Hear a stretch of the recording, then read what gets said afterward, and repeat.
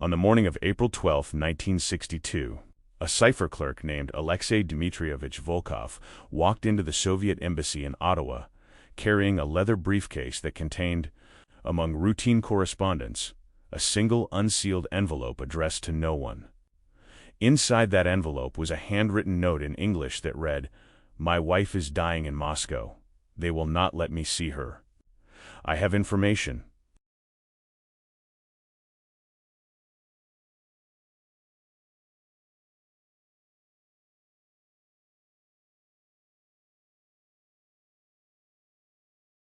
The note was discovered 3 hours later by a janitor who spoke no English and who, following protocol, delivered it to the security office. By noon, the note had been photographed, filed, and its author had been placed under what the KGB termed administrative observation, a designation that meant his life, as he had known it, was finished. What Volkov did not know, and what would only become clear in the declassified files released 43 years later, was that his wife was not dying.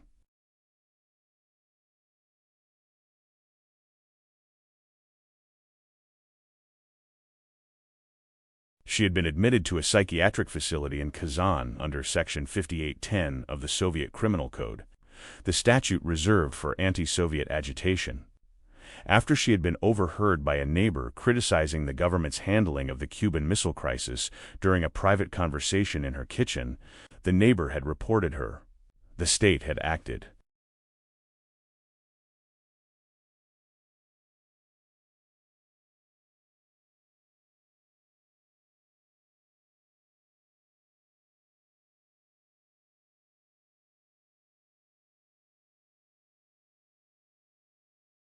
And Alexei, stationed 4,000 miles away in a country he barely understood, had been told nothing except that his wife was unwell and that his request for emergency leave had been denied pending further review.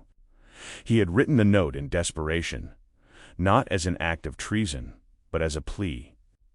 The distinction, in the eyes of the Soviet state, was irrelevant.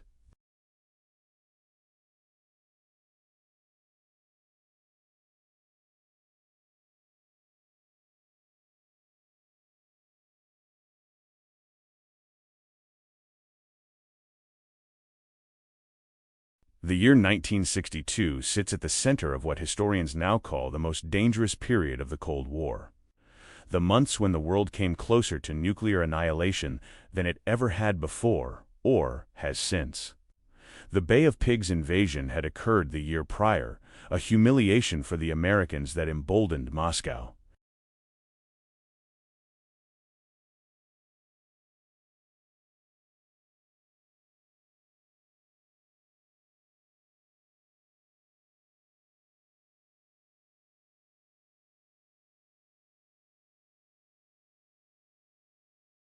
Khrushchev was pressing his advantage, testing Kennedy's resolve. And the installation of Soviet missiles in Cuba was already being planned in secret meetings that Alexei Volkov, as a mid-level cipher clerk, would never have been privy to. His job was mundane, technical, and exhausting. He decrypted cables from Moscow, encrypted outgoing reports from the embassy, and maintained the one-time pads used for sensitive communications.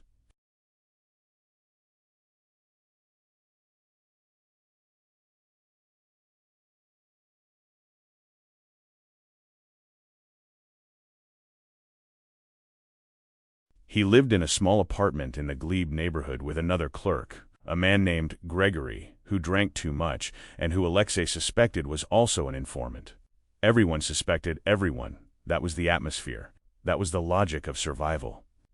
Alexei had met his wife, Irina, in 1954 while studying signals intelligence at the Frunze Military Academy in Moscow.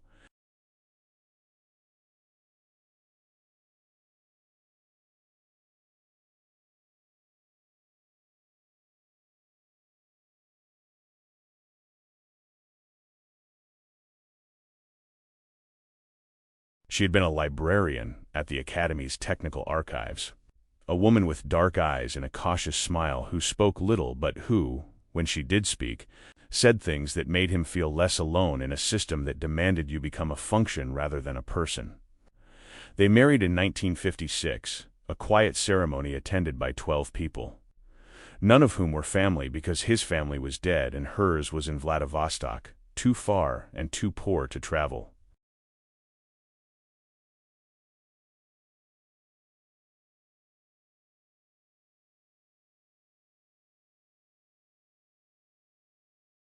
They had wanted children but had not been able to have them, a grief they never spoke of aloud but that lingered in the silent spaces between them, in the way she would pause when passing a schoolyard, in the way he would avoid looking at young families on the street.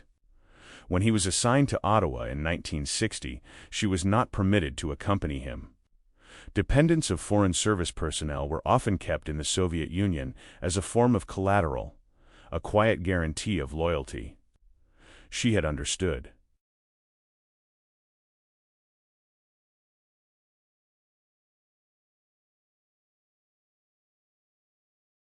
She had kissed him goodbye at the airport and told him to be careful, to remember who he was, to come home. He had promised he would. For 2 years he wrote her letters every week. She wrote back less frequently, and when she did, her letters were cautious, scrubbed of anything that might be interpreted as critical or subversive if they were intercepted, which they certainly were.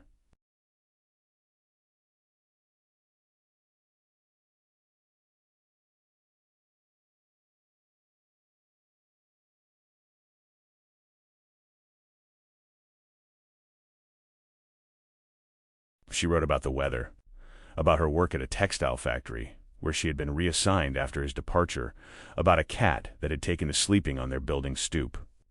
She never wrote about being lonely, though he could feel it in the spaces between her words, in the way her handwriting seemed smaller, more compressed, as though she were trying to disappear into the page. In February of 1962, her letter stopped. He wrote to her supervisor at the factory. No response.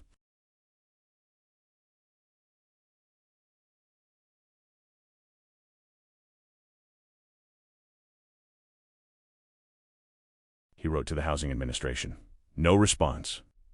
He filed a formal request through the embassy for information regarding his wife's status. The request was acknowledged and then ignored. It was only when he threatened to file a complaint with the Ministry of Foreign Affairs that he received a terse reply from a deputy consul in Moscow informing him that his wife had been hospitalized for nervous exhaustion and that he would be notified when she was well enough to receive correspondence.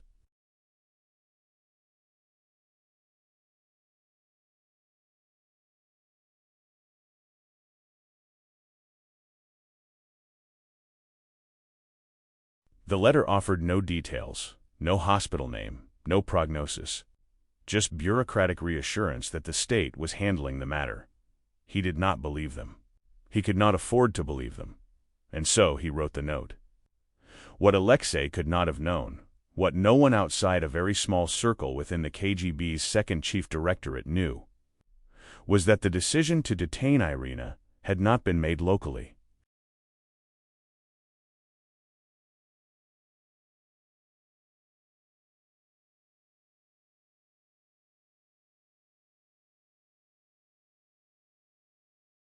It had come from Moscow, from a directive signed by a man whose name Alexei would never learn. A man whose job was to identify vulnerabilities within the Foreign Service apparatus and neutralize them before they became liabilities.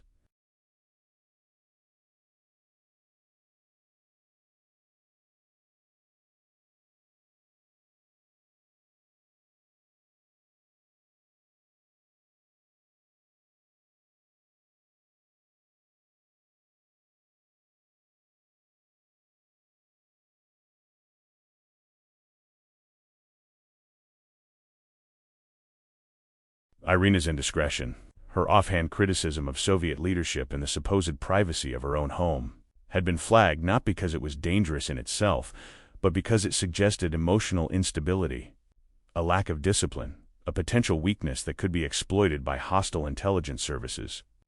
And her husband, working in a NATO capital with daily access to classified communications, was precisely the kind of asset that foreign agencies targeted.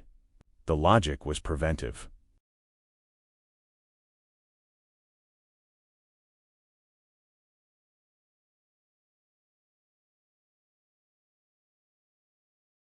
The method was clinical. Irina was not being punished for what she had said.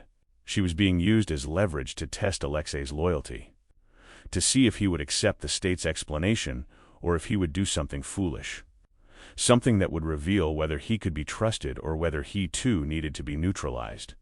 He did something foolish. The note was not a confession, and it was not an offer. Not yet.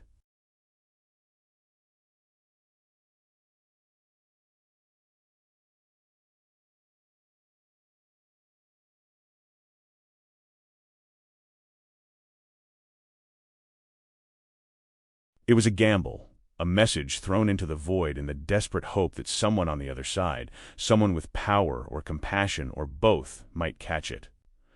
Alexei had no contacts within Canadian intelligence. He had no training in tradecraft, no understanding of how defections were arranged or facilitated.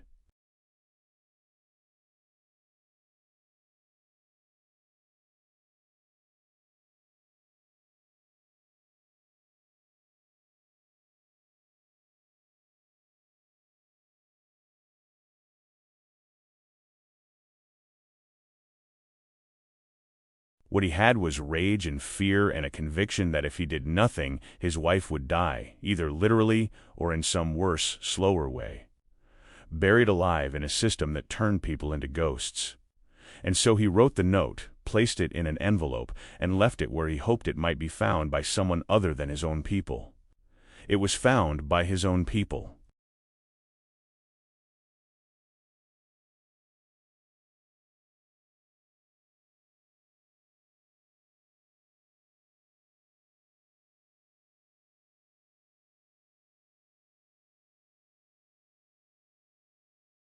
The janitor who discovered it, a Ukrainian immigrant named Petro Kovalenko, who had fled to Canada after the war and who worked at the embassy cleaning floors and emptying trash, did not speak English well enough to understand what the note said, but he understood enough to know it was not routine. He brought it to his supervisor, who brought it to the head of embassy security, a GRU colonel named Viktor Brezhnev, no relation to the general secretary, but fond of letting people assume there was.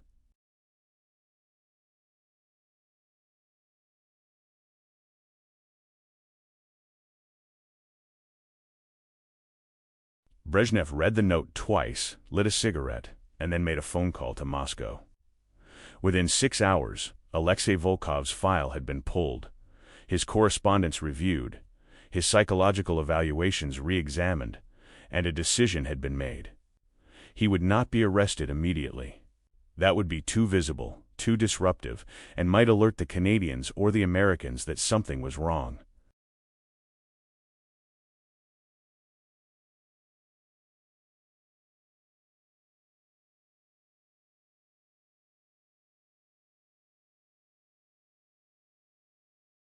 Instead, he would be watched, his movements tracked, his communications monitored.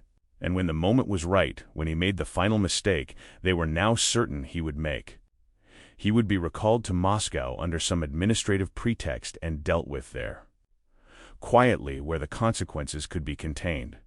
But Alexei, in his desperation, had already set something else in motion.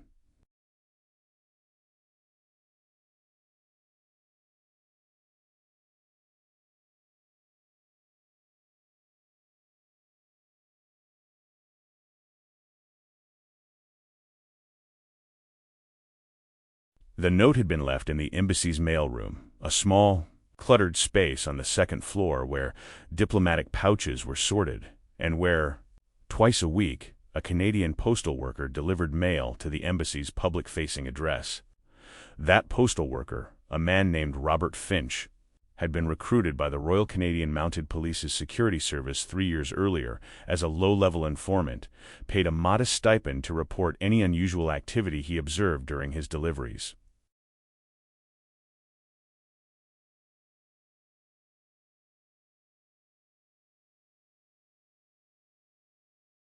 Finch had seen the janitor acting nervous, had seen him hand something to another embassy employee, and had filed a routine report with his RCMP handler, a man named Constable James Tremblay, in turn.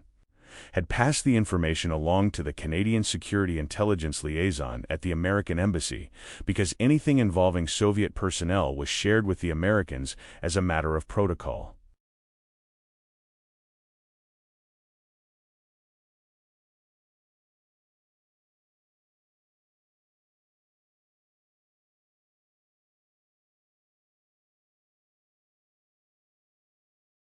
The Americans, specifically a young CIA officer named David Harmon who was assigned to the Ottawa station, had noted the report, filed it, and thought nothing more of it until 3 days later when a separate source, a Polish diplomat who was feeding information to the CIA in exchange for a promise of eventual resettlement, mentioned in passing that the Soviets had placed one of their cipher clerks under surveillance and that the word in the embassy was that the man had done something reckless.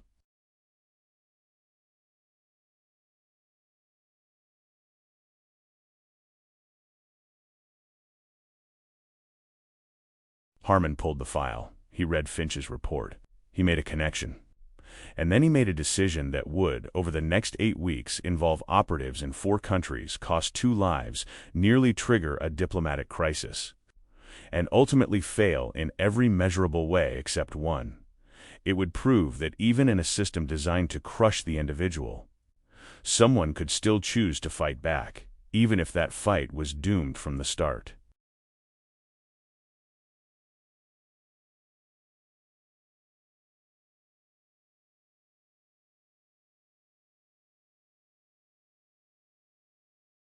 David Harmon was 29 years old, a Harvard graduate with a degree in Slavic languages and a posting in Ottawa that he considered a professional dead end. He was ambitious, competent, and deeply frustrated by the bureaucratic inertia of the agency's Canadian operations, which consisted mostly of monitoring Soviet diplomatic traffic and filing reports that no one in Washington seemed to read.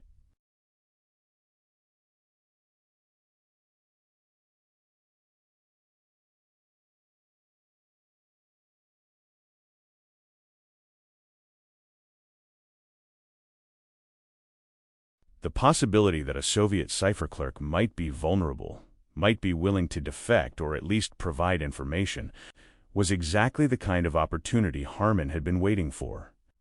It was also the kind of opportunity that, if mishandled, could ruin his career. He knew this. He proceeded anyway. The problem was contact.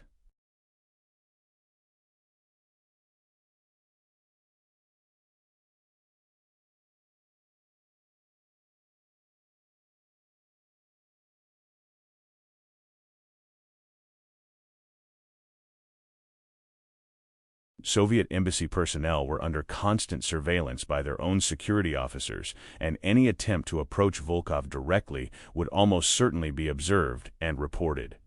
The standard procedure would have been to wait, to monitor the situation, to see if Volkov made another move. Something more explicit, something that indicated he was genuinely willing to cooperate. But Harmon, reading between the lines of the Polish diplomat's report, understood that time was not on their side.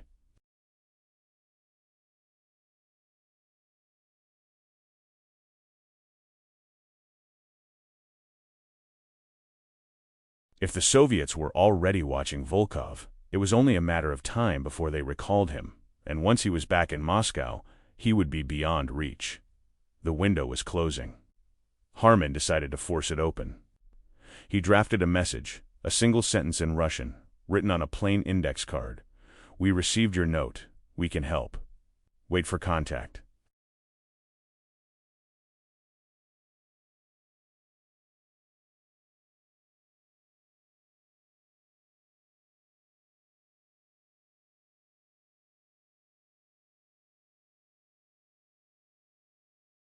He sealed the card in an envelope, addressed it to no one, and arranged for it to be delivered to Volkov's apartment through a method that the agency referred to as a dead drop, though in this case it was less sophisticated than that term implied.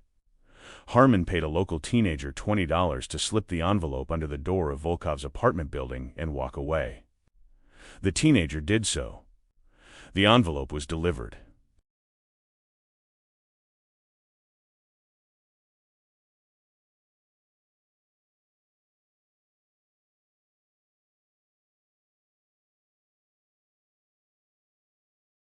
And Alexei Volkov, returning home from his shift at the embassy at 9:30 that evening, found it waiting for him on the floor of the building's entryway. He opened it in his apartment, alone, because Gregory was out drinking as he usually was.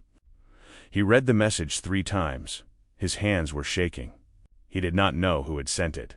He did not know if it was a trap.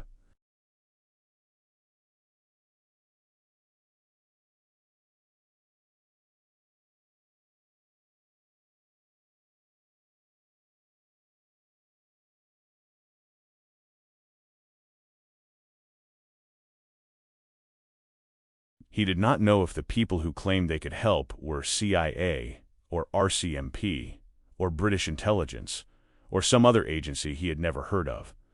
What he knew was that someone, somewhere, had read his note. Someone had responded. And that meant there was a possibility, however slim, that he might be able to save his wife. He burned the card in his sink and flushed the ashes down the drain. Then he sat on his bed and waited for contact, because he did not know what else to do.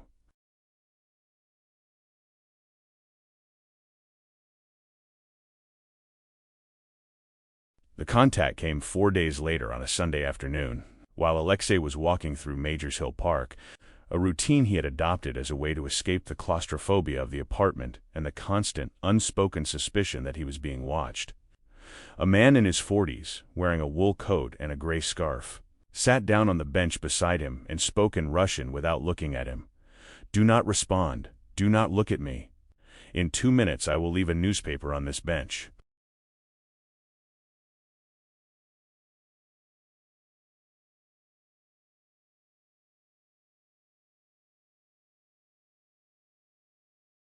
Inside the newspaper is an address.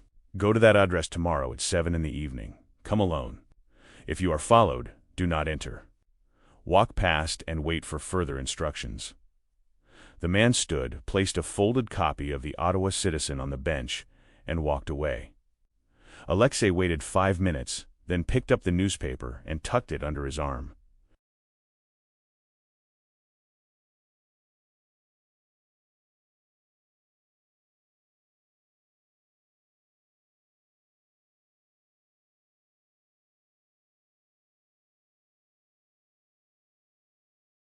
He walked home slowly, forcing himself not to look over his shoulder, forcing himself to breathe evenly, forcing himself to act as though nothing had changed. Inside his apartment, he locked the door, unfolded the newspaper, and found a slip of paper with an address written in pencil. 447 Somerset Street West, Apartment 3B. He did not sleep that night. He lay in bed staring at the ceiling, running through every possible outcome. Every possible betrayal, every possible consequence.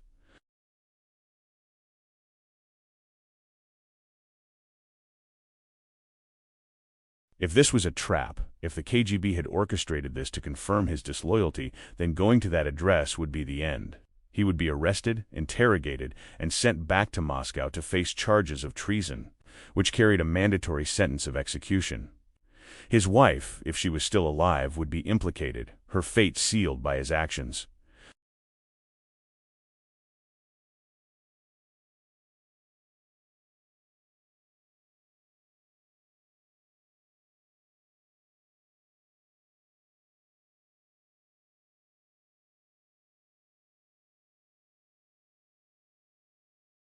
But if this was real, if the people reaching out to him were genuinely offering help, then refusing to go would mean abandoning the only chance he had to save her.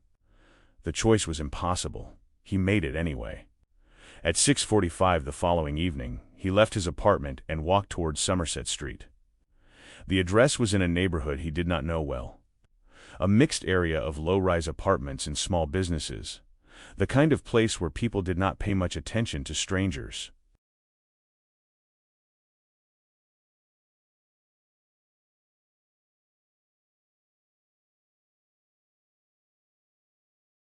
He walked slowly, stopping twice to check his reflection in shop windows, a crude counter-surveillance technique he had read about in a training manual years earlier, but had never used. He saw no one following him, but that meant nothing. Soviet surveillance teams were trained to operate in layers, rotating personnel, using vehicles, blending into the environment. If they were watching him, he would not see them. He reached the building at 7:03.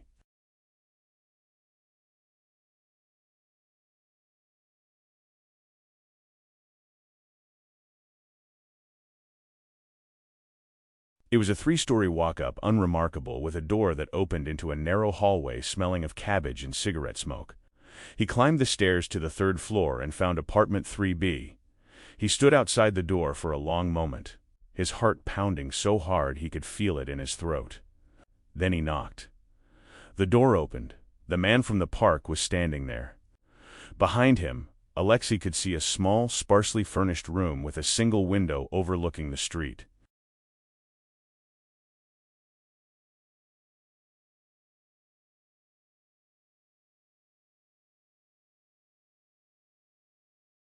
The man stepped aside. "Come in," he said. "We need to talk." Alexei stepped inside. The door closed behind him. And in that moment he crossed a line that he knew with absolute certainty he would never be able to cross back. The man introduced himself as Peter, though Alexei understood immediately that this was not his real name.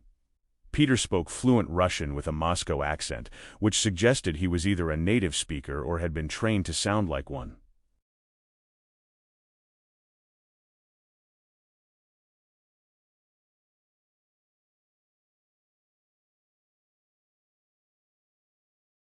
He gestured for Alexei to sit at a small table in the center of the room. There was a glass of water on the table, nothing else. Peter sat across from him and folded his hands. "Before we begin," Peter said, "I need you to understand something. What we are about to discuss is irreversible.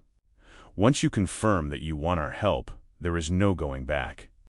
You will be making a choice that will define the rest of your life and possibly end it. I am not trying to frighten you.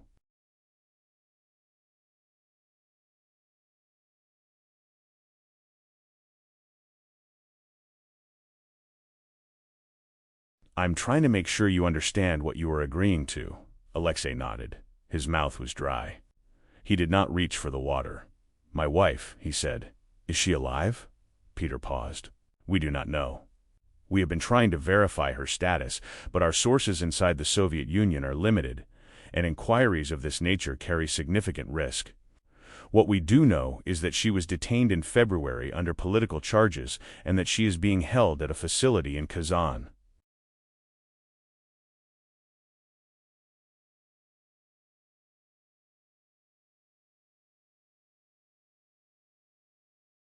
"Beyond that, we cannot confirm her condition. Can you get her out?" "No." The word hung in the air like a physical thing, heavy and immovable. Alexei felt something inside him collapse, some fragile structure of hope that he had been building for weeks. "Then what can you do?" he asked. "We can get you out," Peter said. "We can provide you with a new identity, resettlement in the West, protection."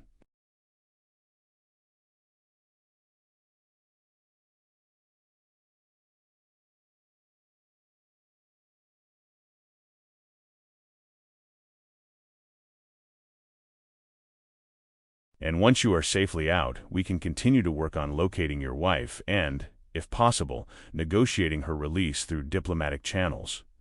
But I will not lie to you. The chances of success are very small. The Soviet government does not release detainees as a favor to defectors. If anything, your defection will make her situation worse. They will use her as leverage to try to force you to return, or they will use her as an example to discourage others from doing what you are considering.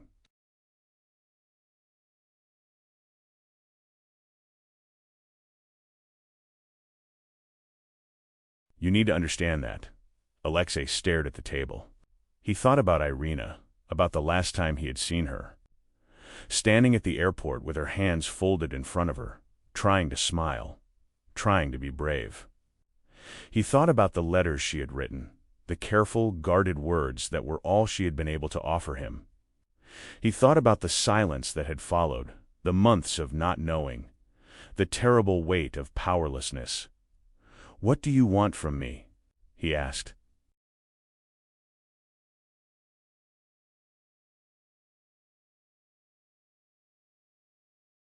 Information, Peter said. You have access to classified communications between Moscow and the embassy. We need you to provide us with copies of those communications.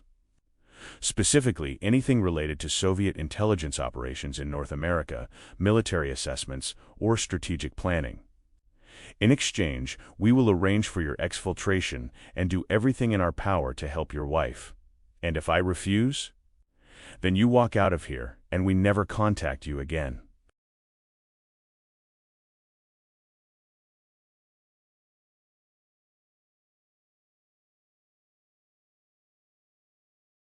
You return to your life such as it is, and you wait to see what Moscow decides to do with you. Based on what we know, that decision has already been made. They are planning to recall you within the next 2 to 3 weeks. Once you are back in the Soviet Union, we cannot help you. Alexei closed his eyes. He felt the full weight of the trap closing around him. The impossible geometry of a system designed to eliminate choice, to render resistance futile.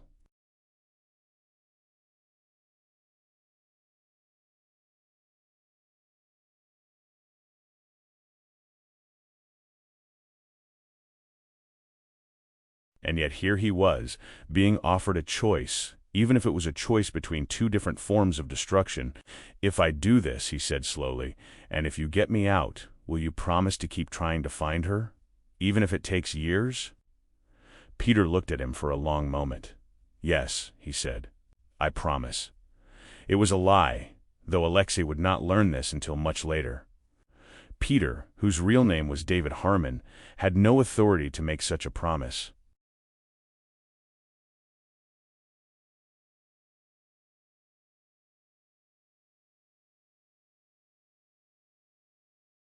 The CIA's primary interest was in the intelligence Volkov could provide. And once that intelligence had been extracted and Volkov had been resettled, he would become a low-priority file, a name in a database. One of thousands of defectors and assets scattered across the West. The agency would make a perfunctory effort to gather information about Irina Volkova, but it would not expend significant resources on a woman who was, in the cold calculus of intelligence work, irrelevant.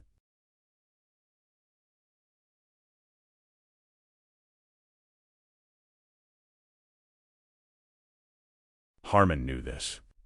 He also knew that if he told Volkov the truth, Volkov would walk out of the apartment and disappear, and the opportunity would be lost. And so he lied, because lying was part of the job, because the mission mattered more than the man, because that was how the game was played.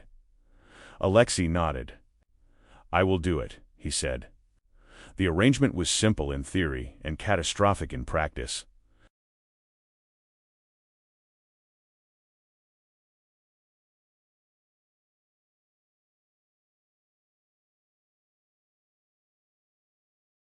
Alexei would continue his work at the embassy as though nothing had changed, maintaining his routine, showing no signs of distress or deviation from protocol. Twice a week, on Tuesdays and Thursdays, he would photograph classified cables using a Minix camera that Peter provided him, a device no larger than a cigarette lighter that could be concealed in a coat pocket.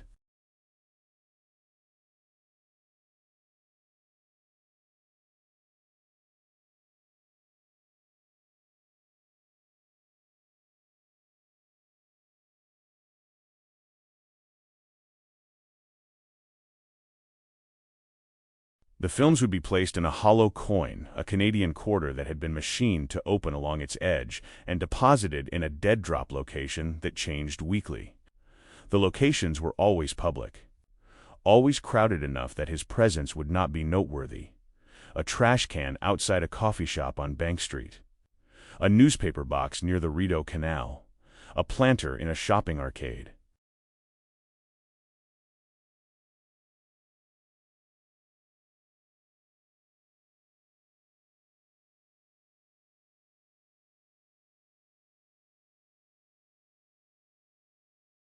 He would make the drop during his lunch break or on his way home from work, moments when his absence from the embassy would not require explanation.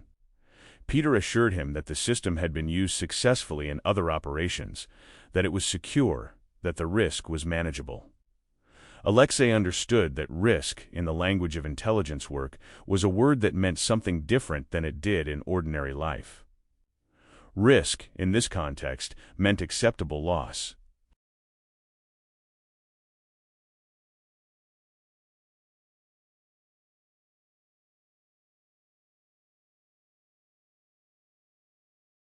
It meant that if he was caught, he would be mourned quietly in a classified report and then forgotten. The first drop was made on April 24, 1962. Alexei had spent the previous evening in the cipher room, alone, photographing 3 cables that contained routine diplomatic correspondence and one that detailed Soviet assessments of American naval activity in the Caribbean.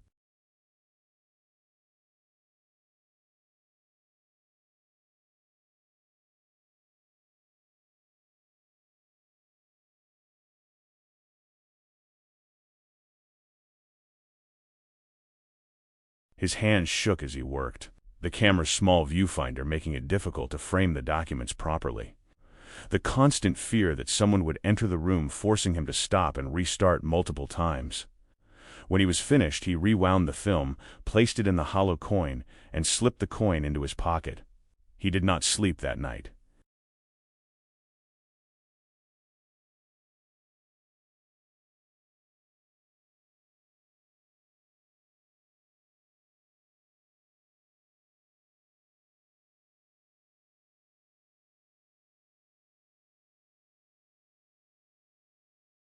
The coin felt impossibly heavy, as though it were made of lead rather than nickel, as though anyone who looked at him would be able to see its weight pulling him down. The following day, during his lunch break, he walked to the designated location, a trash receptacle outside a bakery on Elgin Street. The street was busy with pedestrians, office workers on their lunch hour, mothers with children, students from the nearby university.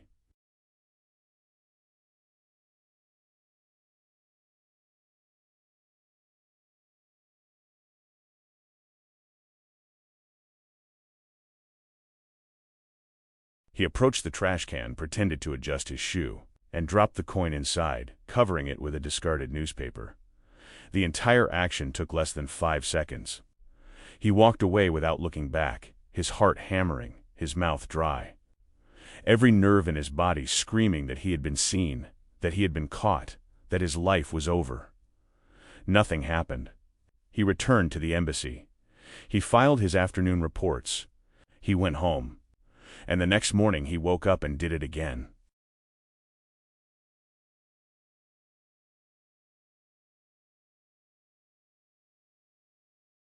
The second drop was easier. The third was easier still. By the 5th week, the fear had been replaced by something else. Something worse. A kind of mechanical numbness. A dissociation from the act itself, as though he were watching someone else commit treason while he stood aside and observed. He knew what he was doing. He knew the consequences.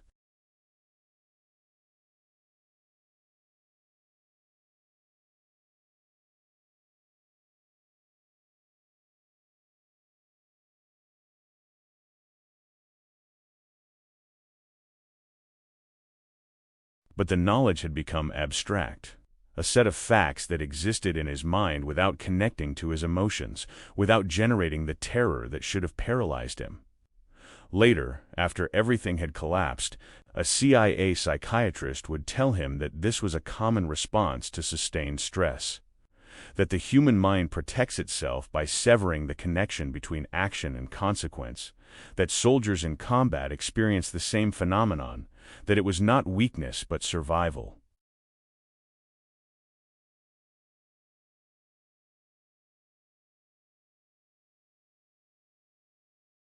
Alexei did not find this comforting. It only confirmed what he had already suspected, that he had become something other than human, a function within a system, a mechanism executing a program. The state had done this to him, and now he was doing it to himself. The intelligence Alexei provided was valuable, but not extraordinary.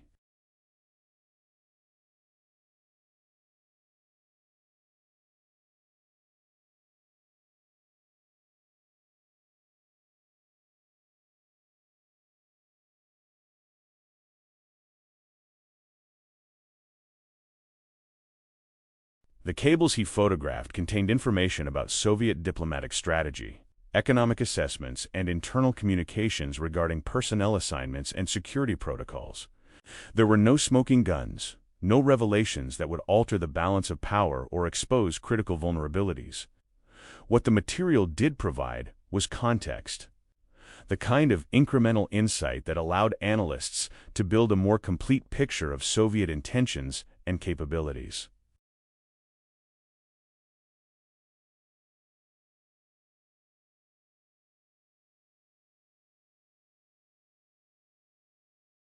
In the internal memos that circulated within the CIA's Soviet division, Alexei's material was described as moderately useful and consistent with existing intelligence. This was considered a success. The agency was not looking for miracles. It was looking for data, for pieces of a puzzle that might take years to assemble. Alexei was providing those pieces. That was enough. But David Harmon wanted more.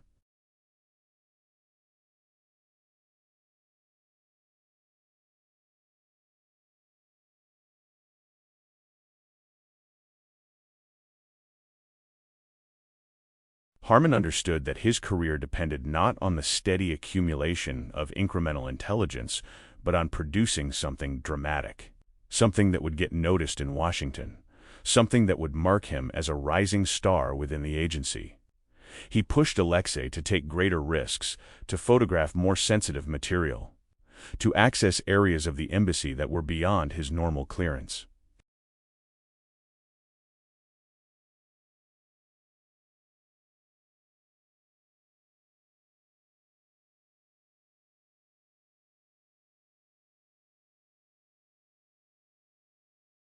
During their meetings, which occurred every 2 weeks in different safe houses across Ottawa, Harmon would press him with questions. What about the military attache's office? What about the ambassador's private correspondence? What about the communication schedules for Moscow Center? Alexei would explain patiently at first and then with increasing frustration that accessing such material was impossible, that the embassy's security protocols were designed precisely to prevent cipher clerks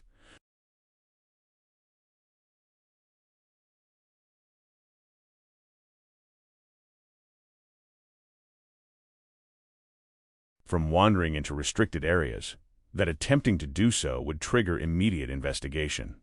Harmon would nod, would acknowledge the constraints, and then would ask the same questions again the following meeting, rephrased slightly, as though repetition might somehow change the reality of the situation. It was during one of these meetings in mid-June that Alexei finally asked the question he had been avoiding for 2 months. "Have you found anything about my wife?" Harmon hesitated.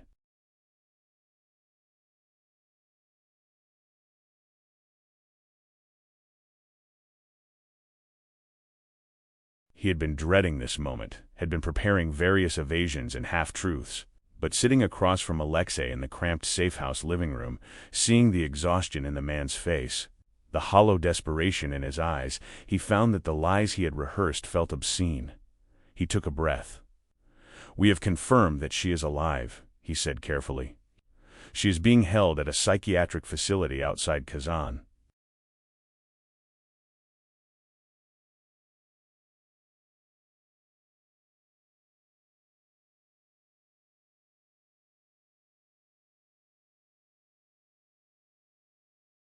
The facility is operated by the Ministry of Internal Affairs and is used primarily for political detainees.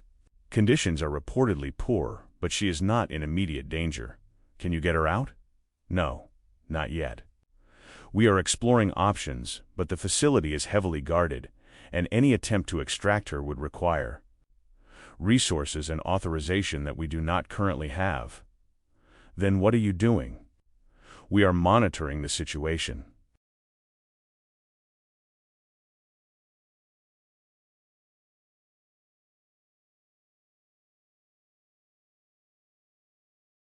We have sources who are trying to gather more information.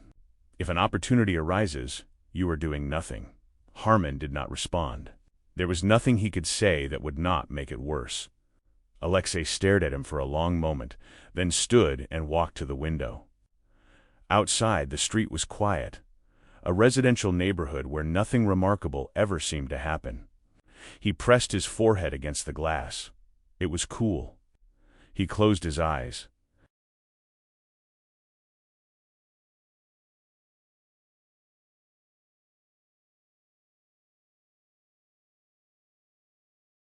"I am risking my life for you," he said quietly. "Every day I walk into that embassy knowing that if they discover what I am doing, they will kill me. And you cannot even try to help her. I understand your frustration. You understand nothing." Alexei turned to face him. "You sit here in your safe house and you ask me for more information, more risk, more treason. And you offer me nothing in return except promises that you know you cannot keep."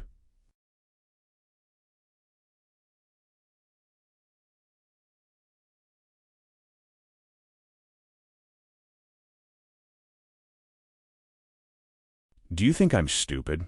Do you think I do not see what this is?" Harmon stood. "Alexei, I am not your enemy. I am trying to help you. But you need to understand that intelligence work does not operate on the timelines we would prefer. It takes time. It takes patience. My wife does not have time. And neither do I. What do you mean?" Alexei reached into his coat pocket and pulled out a folded piece of paper. He handed it to Harmon.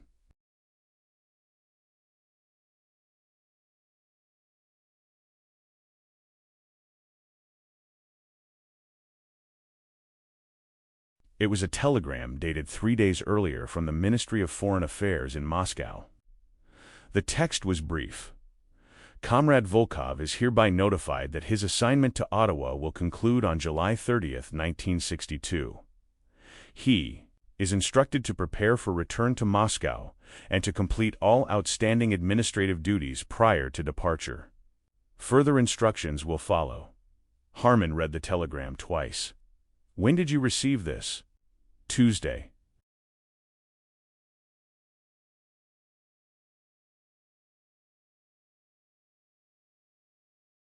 "I was going to tell you, but I wanted to see if you had made any progress with Irina first." He laughed bitterly. "I suppose that answers that question." Harmon folded the telegram and handed it back. His mind was racing, calculating timelines and contingencies. July 30th was 6 weeks away. That was not enough time to arrange a formal defection, not through official channels. Not with the approvals and authorizations that such an operation would require.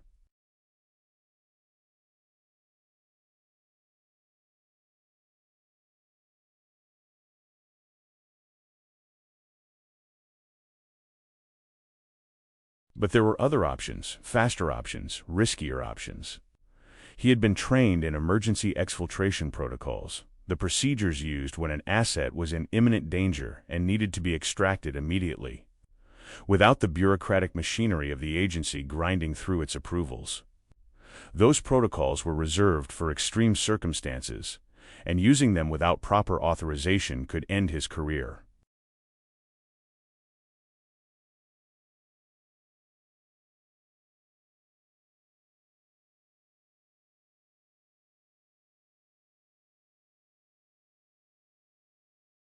But if he did nothing, if he allowed Volkov to be recalled to Moscow, then everything they had built over the past 2 months would be lost, and Volkov himself would almost certainly be executed. "All right," Harmon said. "We move up the timeline. I'm going to arrange for your exfiltration. It will happen before the end of July. You will not go back to Moscow. And my wife?" Harmon met his gaze. "I will do everything I can. That is all I can promise." Alexei nodded slowly.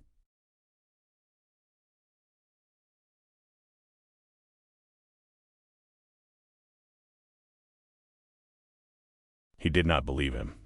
But he also understood that belief was no longer relevant. He had made his choice.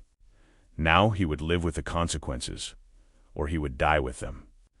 Either way, the outcome was no longer in his control. The plan that Harmon devised was ambitious to the point of recklessness. Alexei would be exfiltrated during a routine shopping trip to a department store in downtown Ottawa, a location he visited occasionally and where his presence would not be suspicious.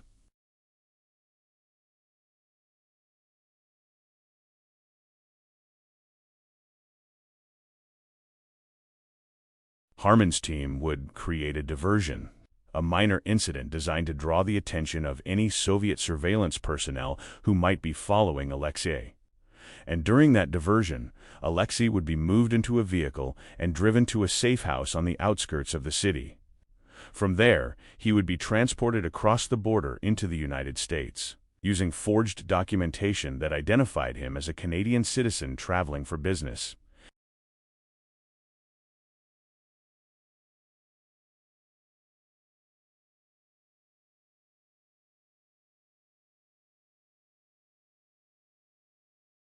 Once in the United States, he would be taken to a CIA facility in upstate New York, debriefed, and eventually resettled under a new identity.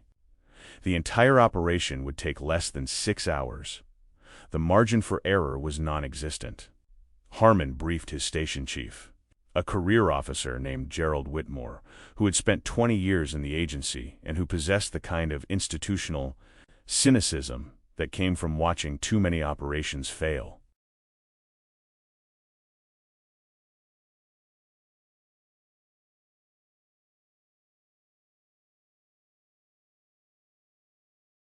Whitmore listened to the plan, asked a series of pointed questions about contingencies and authorizations, and then leaned back in his chair and stared at Harmon for a long moment.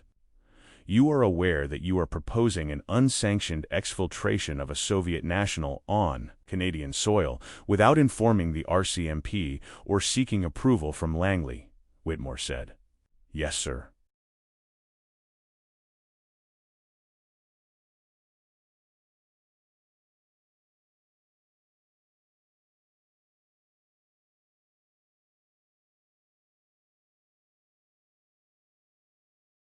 "You are also aware that if this operation fails, it will create a diplomatic incident that could damage relations with both the Soviets and the Canadians, and that you will be held personally responsible." "Yes, sir. And you believe this is worth the risk?" "I believe that if we do nothing, we lose the asset and potentially expose our operational methods. Volkov knows our dead drop locations, our communication protocols, our safe houses."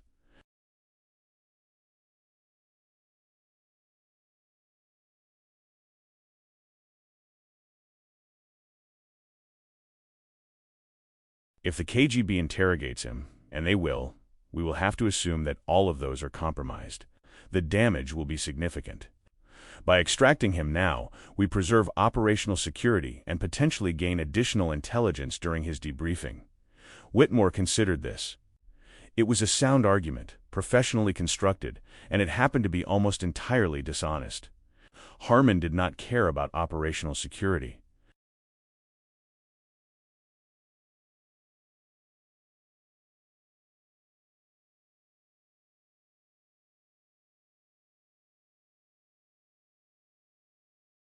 He cared about saving Alexei Volkov because he had made a promise, because he felt responsible, because somewhere in the cold machinery of his training and ambition, there was still a part of him that believed individual lives mattered.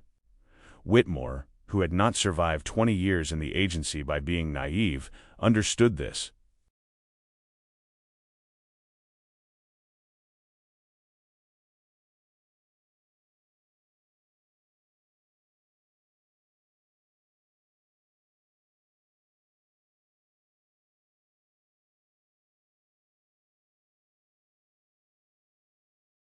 He also understood that Harmon was a talented officer who might one day be very useful, and that allowing him to make this mistake, if it was indeed a mistake, might teach him something valuable.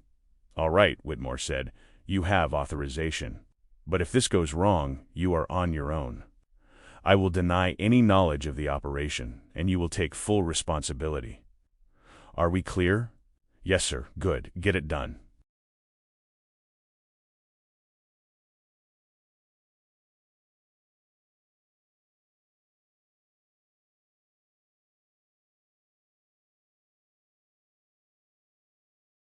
The operation was scheduled for July 18th, 12 days before Alexei's scheduled departure.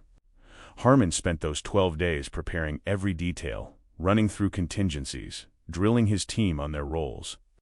The team consisted of 4 officers, Harmon himself, two case officers named Mitchell and Carver who would handle the diversion and transportation, and a technical officer named Delacroix who would manage communications and ensure that the route to the border was clear.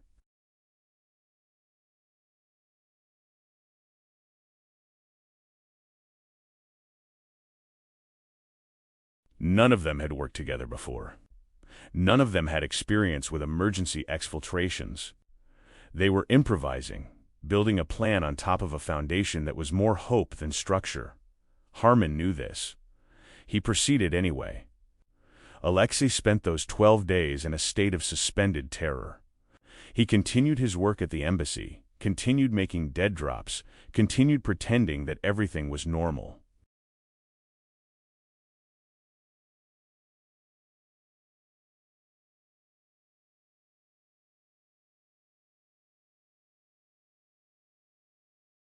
But he could feel the net closing around him, the subtle shifts in how his colleagues treated him. The longer pauses before people responded to his questions, the way conversations would stop when he entered a room. He did not know if this was real or if it was paranoia, if the KGB had already decided he was compromised, or if his own fear was creating patterns where none existed.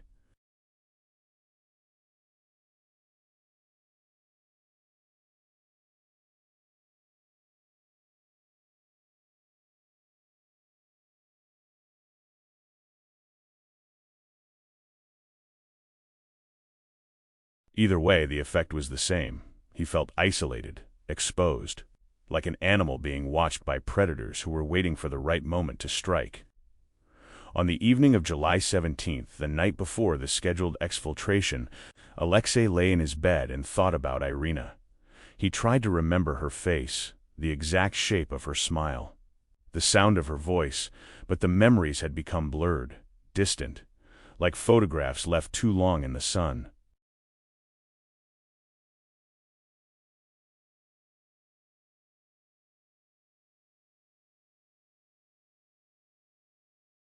He wondered if she was thinking about him, if she knew what he was trying to do, if she would forgive him for what he was about to put her through. He wondered if she was still alive. He fell asleep just before dawn, and when he woke, his pillow was damp with tears he did not remember shedding. The operation began at 11:30 in the morning.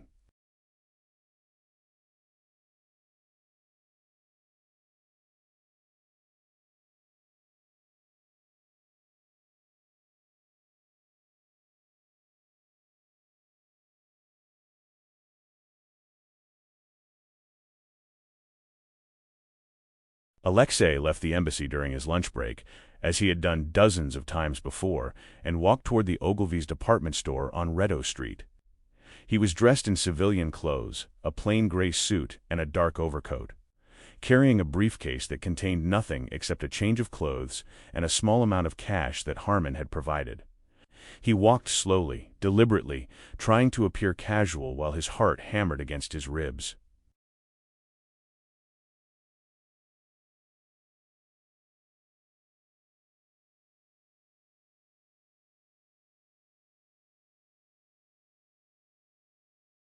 Two blocks behind him, a GRU officer named Sergei Antonov followed at a discreet distance, smoking a cigarette and stopping occasionally to examine shop windows. Antonov had been assigned to monitor Volkov for the past 3 weeks, a routine precaution for embassy personnel who were scheduled for recall. He did not suspect anything unusual. Volkov's behavior had been consistent, predictable, boring. This was simply another lunch break.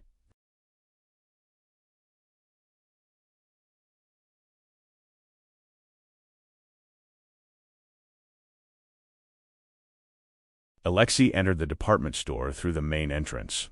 The building was crowded, shoppers moving between displays of clothing and housewares, the air warm and close.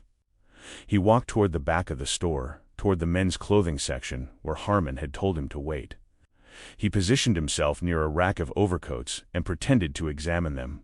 His hands were shaking.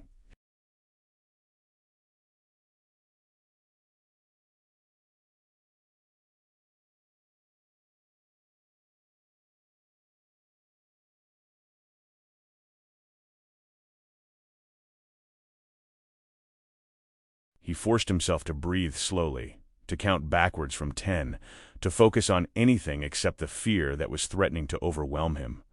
At 11:42, the diversion began. A woman near the front of the store began screaming, a high, piercing sound that cut through the ambient noise like a blade. People turned. Someone shouted. Within seconds, a crowd had formed, pressing toward the source of the commotion. Alexei did not look.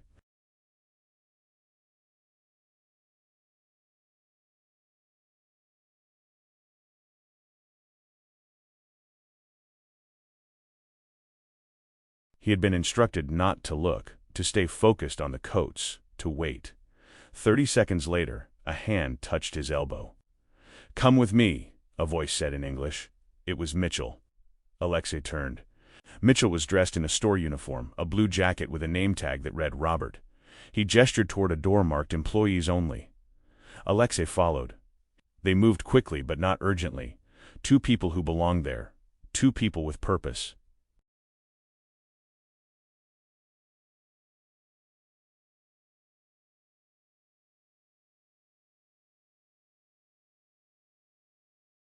Behind them, the commotion continued, the woman screaming about a purse snatcher, security guards moving toward the front entrance, shoppers pressing forward to see what was happening. Sergei Antonov, standing near the entrance, watched the chaos and made a decision. He would wait outside, would catch Volkov when he exited. There was no other way out. He was certain of this. He was wrong. The employee door led to a narrow corridor lined with storage rooms and lockers.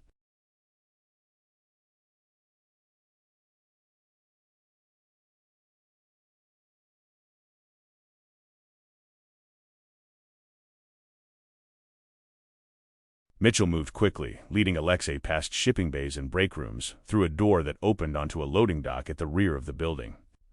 A delivery truck was parked there, engine running. Carver was behind the wheel. Mitchell opened the back door of the truck. Inside, the cargo area was empty except for a single folding chair. "Get in," Mitchell said. "Do not make any noise. We will be moving in approximately 90 seconds.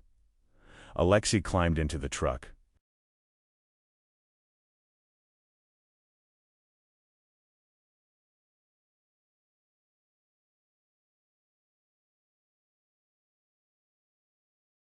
Mitchell closed the door. The world went dark. Alexei sat on the chair, alone in the darkness, listening to his own breathing, feeling the truck vibrate as Carver put it into gear. They began to move. He closed his eyes and prayed, though he did not believe in God and had not prayed since he was a child. He prayed anyway, because there was nothing else left to do. The truck drove for 45 minutes, taking a route through the outskirts of Ottawa that avoided major roads and traffic cameras.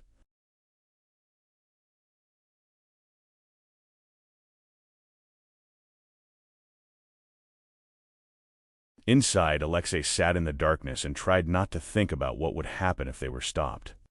If the plan had been compromised, if Antonov had seen him leave and had already alerted Moscow. When the truck finally stopped and the door opened, the sudden brightness made him squint. Harmon was standing there, silhouetted against the afternoon sun. "You made it," Harmon said. "Come on, we need to keep moving."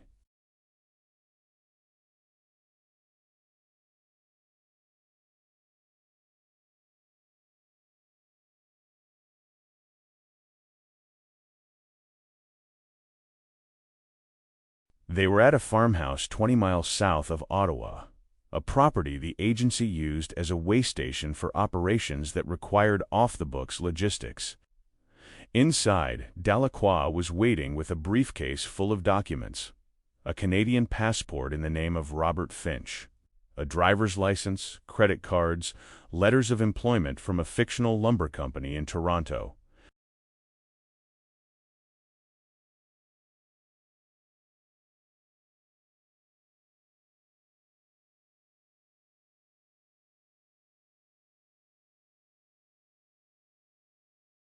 The photograph in the passport was Alexei's, taken weeks earlier and digitally altered to make him look slightly older, slightly heavier.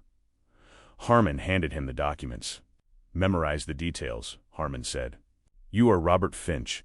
You were born in Toronto in 1928. You work for McKinsey Lumber as a regional sales manager.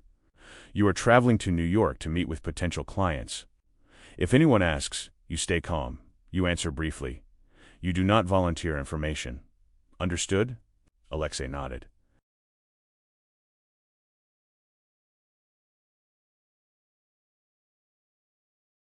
He looked at the passport photograph, at the face that was his but also was not, at the name that belonged to someone who did not exist. He thought about Irina, about the promise Harmon had made, about the likelihood that he would ever see her again. He thought about the life he was leaving behind, the life that had been taken from him piece by piece until there was nothing left except this, a truck, a fake passport, a border crossing that might end in his arrest or his freedom.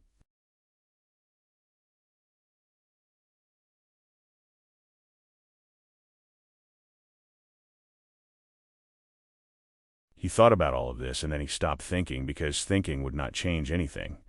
"I am ready," he said. They crossed the border at Cornwall, Ontario at 4:15 in the afternoon. Harmon drove, Alexei sat in the passenger seat, and they carried on a scripted conversation about lumber prices and client meetings. A performance for anyone who might be listening.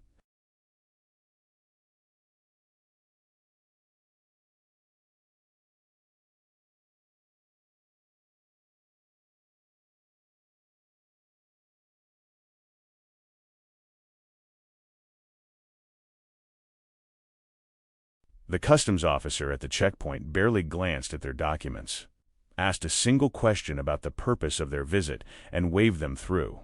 It was that simple. They were in the United States. They had made it, except they had not. What Alexei did not know, what Harmon did not know, what none of them knew, was that Sergei Antonov had not waited outside the department store.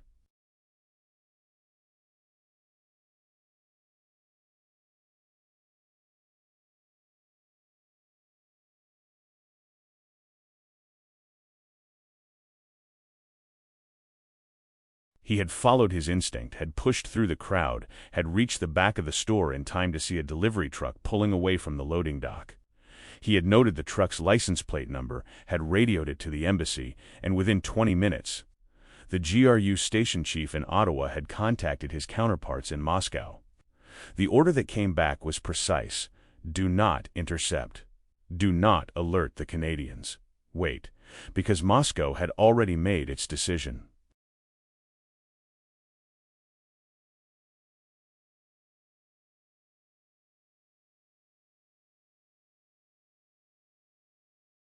Volkov was not important enough to trigger a diplomatic incident, but he was important enough to be made an example of. And his wife, Irina, was important enough to be used as bait. 3 days after Alexei crossed the border into the United States, Irina Volkova was transferred from the psychiatric facility in Kazan to Lefortovo prison in Moscow. No charges were filed. No trial was scheduled.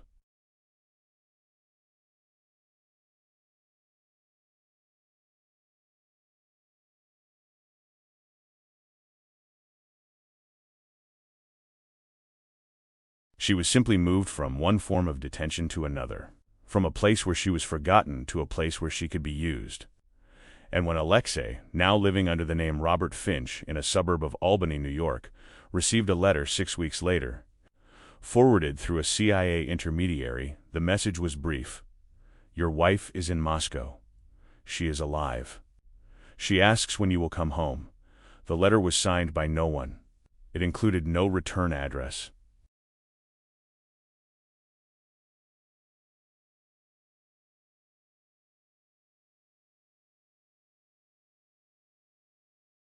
But Alexei understood what it was, an invitation, a trap, a final test of whether he could be broken.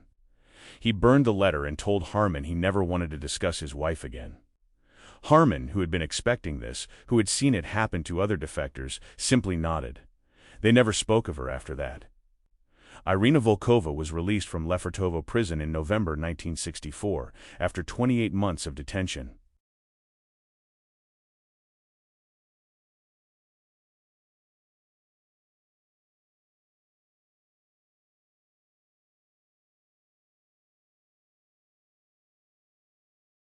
She returned to her apartment in Moscow, resumed her work at the textile factory, and lived quietly for the next 36 years. She never remarried. She never spoke about her husband except once, in 1987, when a journalist researching Cold War defections tracked her down and asked if she had ever tried to contact Alexei after his defection. She thought for a long moment, then shook her head. "He made his choice," she said. "I do not blame him, but I also do not forgive him."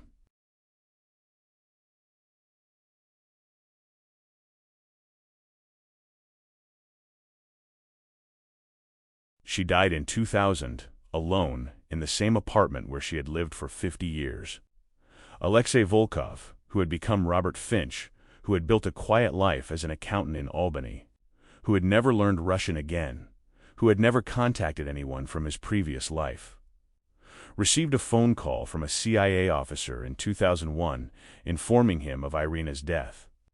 The officer offered condolences and asked if there was anything Alexei needed. Alexei thanked him and hung up.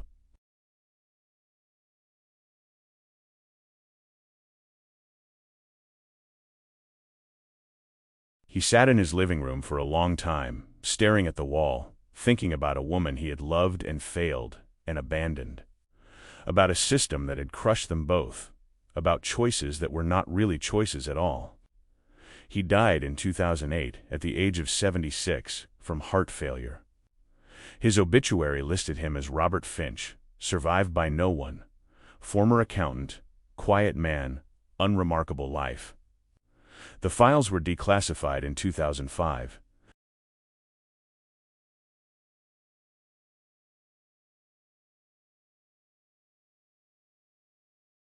They showed every step of the operation, every decision, every compromise.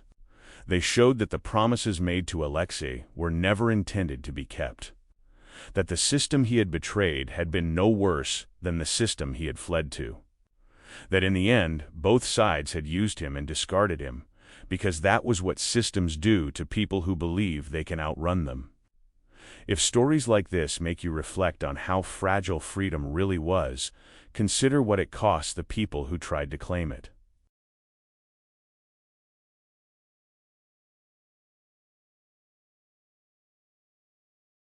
These are not just stories. They are warnings,